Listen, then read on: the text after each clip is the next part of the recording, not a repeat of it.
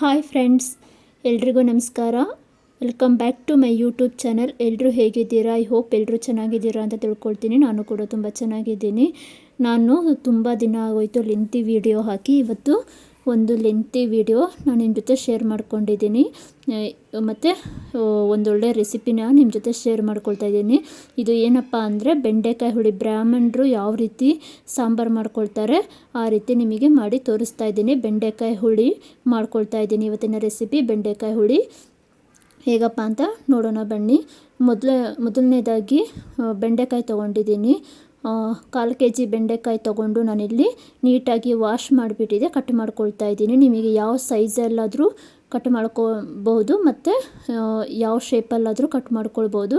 ನಾನು ಮಾಮೂಲಿ ಶೇಪಲ್ಲೇ ಬೆಂಡೆಕಾಯಿನೆಲ್ಲ ಕಟ್ ಮಾಡ್ಕೊಂಡಿದ್ದು ಆಯಿತು. ಇವಾಗ ಬೆಂಡೆಕಾಯಿ ಕಟ್ ಮಾಡ್ಕೊಂಡಿದ್ದಾಯಿತು.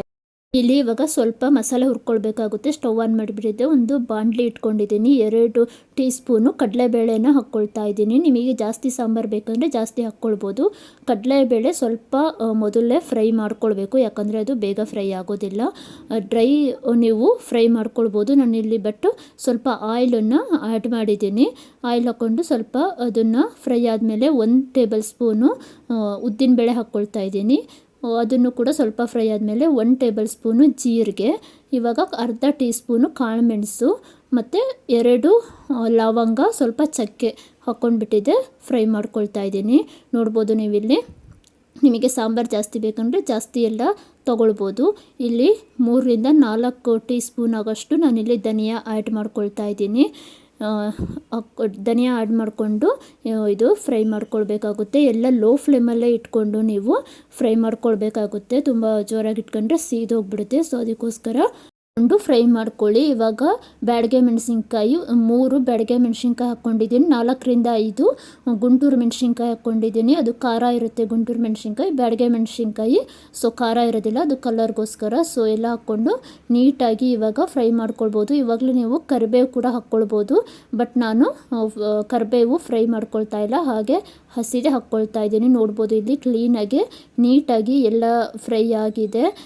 ನಾನಿಲ್ಲಿ ಎಲ್ಲದನ್ನು ಫ್ರೈ ಮಾಡ್ಕೊಂಡು ಇದಾಗಿದೆ. ಇವಾಗ ಇದೊಂದು ತಟ್ಟೆಗೆ ತಗೊಳ್ತಾ ಇದ್ದೀನಿ. ಇದು ತಣ್ಣಗಾಗಬೇಕಲ್ವ ರುಬ್ಕೊಳ್ಳೋದಕ್ಕೆ, ಸೊ ಅದಕ್ಕೋಸ್ಕರ ಇದು ತೆಗೆದುಬಿಟ್ಟಿದೆ, ಸೈಡಲ್ಲಿ ಇಟ್ಕೊಳ್ತಾ ಇದ್ದೀನಿ. ಇವಾಗ ಅದೇ ಬಾಣಲೆಗೆ ಟೊಮೊಟೊ ಹಾಕ್ಕೊಳ್ತಾ ಇದ್ದೀನಿ. ಇಲ್ಲಿ ನಾನು ಒಂದು 2 ಟೊಮೊಟೊ ತೊಗೊಂಡಿದ್ದೀನಿ, ಸಾಕು. ಇದು ಸಿಹಿ ಟೊಮೊಟೊ, ಇದು ಹುಳಿ ಏನಿಲ್ಲ. 2 ಟೊಮೊಟೊ ತೊಗೊಂಡು ನೀಟಾಗಿ ಫ್ರೈ ಮಾಡ್ಕೊಳ್ಬೇಕು. ಟೊಮೊಟೊ ಸ್ವಲ್ಪ ಸಾಫ್ಟ್ ಆಗೋವರೆಗೂ ನೀಟಾಗಿ ಫ್ರೈ ಮಾಡ್ಕೊಳ್ಳಿ. ಟೇಸ್ಟ್ ಒಂದು ಸಖತ್ತಾಗಿರುತ್ತೆ. ನೀವು ಕೂಡ ಒಂದ್ಸಲ ಈ ಸಾಂಬಾರನ್ನು ಟ್ರೈ ಮಾಡಿ, ತುಂಬ ಚೆನ್ನಾಗಿರುತ್ತೆ. ಬ್ರಾಹ್ಮಣರು ಯಾವ ರೀತಿ ಮಾಡ್ಕೊತಾರೆ ಅದೇ ರೀತಿ ಟೇಸ್ಟ್ ಇರುತ್ತೆ.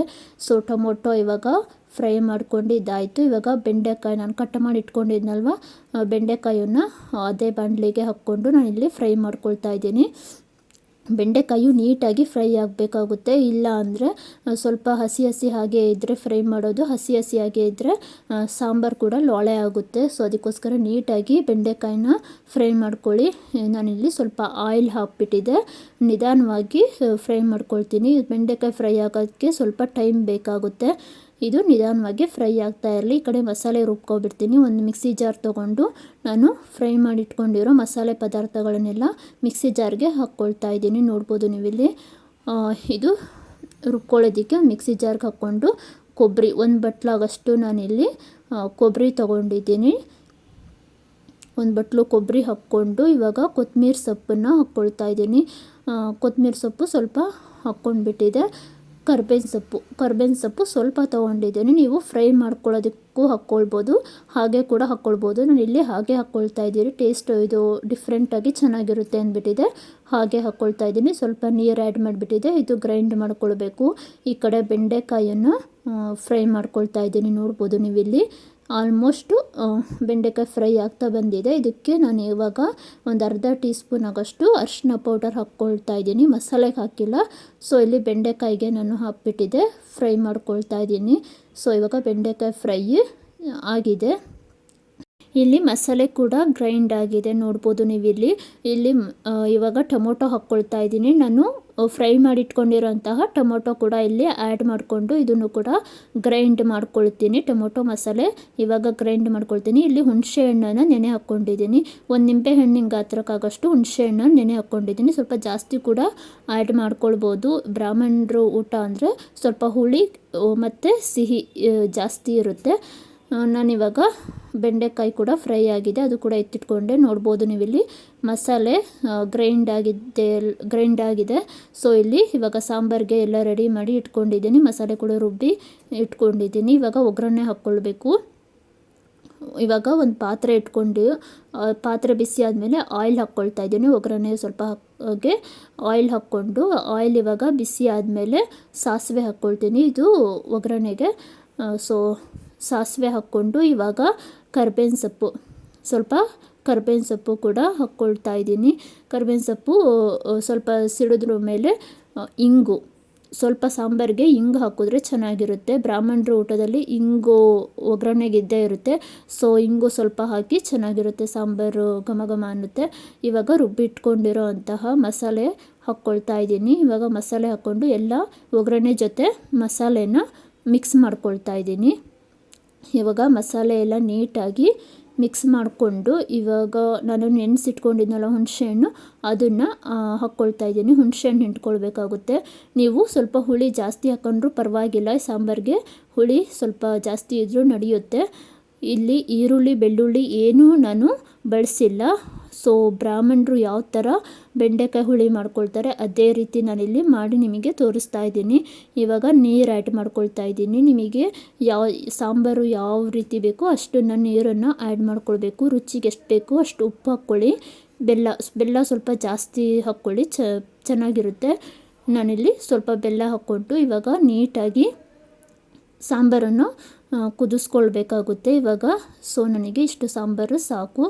ಇವಾಗ ಸಾಂಬಾರು ಕುದೀತಾ ಇದೆ, ನೋಡ್ಬೋದು. ಇಲ್ಲಿ ಒಂದೆರಡು ನಿಮಿಷ ಸಾಂಬಾರು ಚೆನ್ನಾಗಿ ಮಸಾಲೆ ಎಲ್ಲ ಬೆಂದ್ರ ಮೇಲೆ ಇವಾಗ ಬೆಂಡೆಕಾಯಿ ಫ್ರೈ ಮಾಡಿ ಇಟ್ಕೊಂಡಿದ್ನಲ್ವ, ಸೊ ಆ ಬೆಂಡೆಕಾಯನ್ನು ಆ್ಯಡ್ ಮಾಡ್ಕೊಳ್ತಾ ಇದ್ದೀನಿ ಸಾಂಬಾರಿಗೆ. ಇವಾಗ ಬೆಂಡೆಕಾಯಿ ಹಾಕ್ಕೊಂಡ್ರ ಮೇಲೆ ಸಾಂಬಾರಿಗೆ ಇದೊಂದು 2ರಿಂದ 3 ನಿಮಿಷ ಇಲ್ಲ 4 ನಿಮಿಷ ಚೆನ್ನಾಗಿ ಸಾಂಬಾರನ್ನು ಕುದಿಸ್ಕೊಳ್ಬೇಕಾಗುತ್ತೆ. ಮಸಾಲೆ ಜೊತೆ ಸಾಂಬಾರು ಬೆಂಡೆಕಾಯಿಯನ್ನು ಬೆಂದಿರಬೇಕು, ಅಲ್ಲಿವರೆಗೂ ಸಾಂಬಾರನ್ನು ಕುದಿಸ್ಕೊಳ್ಳಿ. ಸೊ ಇವಾಗ ಸಾಂಬಾರು ರೆಡಿಯಾಗಿದೆ, ನಾನು ನಿಮಗೆ ತೋರಿಸ್ತಾ ಇದ್ದೀನಿ ನೋಡಿ. ಸಾಂಬಾರಿಲ್ಲಿ ರೆಡಿಯಾಗಿದೆ. ಸಖತ್ತಾಗಿತ್ತು ಸಾಂಬಾರು. ಟೇಸ್ಟ್ ಅಂತೂ ತುಂಬ ಚೆನ್ನಾಗಿತ್ತು. ಇದು ಮುದ್ದೆ, ಚಪಾತಿ, ರೊಟ್ಟಿ, ಅನ್ನ ಎಲ್ಲದಕ್ಕೂ ಸೆಟ್ ಆಗುತ್ತೆ. ಸಖತ್ತಾಗಿತ್ತು. ನೀವು ಕೂಡ ಒಂದ್ಸಲ ಟ್ರೈ ಮಾಡಿ. ದಿನ ಯಾವಾಗಲೂ ಒಂದೇ ಥರ ಬೆಂಡೆಕಾಯಿ ಸಾಂಬಾರು ಅಂದರೆ ಯಾರೂ ಇಷ್ಟಪಡೋದಿಲ್ಲ. ಸೊ ಈ ರೀತಿ ಮಾಡಿ ಎಲ್ಲರೂ ಇಷ್ಟಪಟ್ಟು ತಿಂತಾರೆ. ಇದು ಮುದ್ದೆಗೂ ಸಖತ್ತಾಗಿರುತ್ತೆ.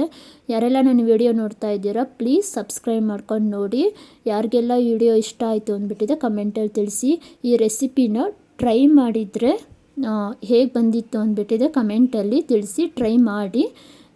ಸೊ ಈಸಿಯಾಗಿರೋ ರೆಸಿಪಿ ಇದು. ಒಂದ್ಸಲ ನೀವು ಕೂಡ ಟ್ರೈ ಮಾಡಿ ಮನೆಯಲ್ಲಿ. ಹೇಗೆ ಬಂದಿತ್ತು ಅಂದ್ಬಿಟ್ಟಿದೆ ಕಮೆಂಟಲ್ಲಿ ತಿಳಿಸಿ. ವಿಡಿಯೋ ಇಷ್ಟ ಆಗಿದ್ದರೆ ಒಂದು ಲೈಕ್ ಕೊಡಿ. ಸೊ ಬಿಸಿ ಬಿಸಿ ಅನ್ನೋಕ್ಕೆ ಸಾಂಬಾರು ಹಾಕ್ಕೊಂಡು ತಿಂತಾಯಿದ್ರೆ, ಸ್ವಲ್ಪ ತುಪ್ಪ ಹಾಕ್ಕೊಂಡು ಸಾಂಬಾರು ಹಾಕ್ಕೊಂಡು ತಿಂತಾಯಿದ್ರೆ ಸಖತ್ತಾಗಿತ್ತು. ಸಾಂಬಾರು ಅಂತೂ ತುಂಬ ಚೆನ್ನಾಗಿತ್ತು. ಸೊ ನೀವು ಕೂಡ ಮನೆಯಲ್ಲಿ ಟ್ರೈ ಮಾಡಿ. ಯಾರಿಗೆಲ್ಲ ವಿಡಿಯೋ ಇಷ್ಟ ಆಯಿತು ಪ್ಲೀಸ್ ಕಮೆಂಟ್ ಮಾಡಿ. ಸೊ ಸಿಗ್ತೀನಿ ನೆಕ್ಸ್ಟ್ ಲಾಗಲ್ಲಿ. ಅಲ್ಲಿವರೆಗೂ ಟೇಕ್ ಕೇರ್. ಬಾಯ್ ಬಾಯ್.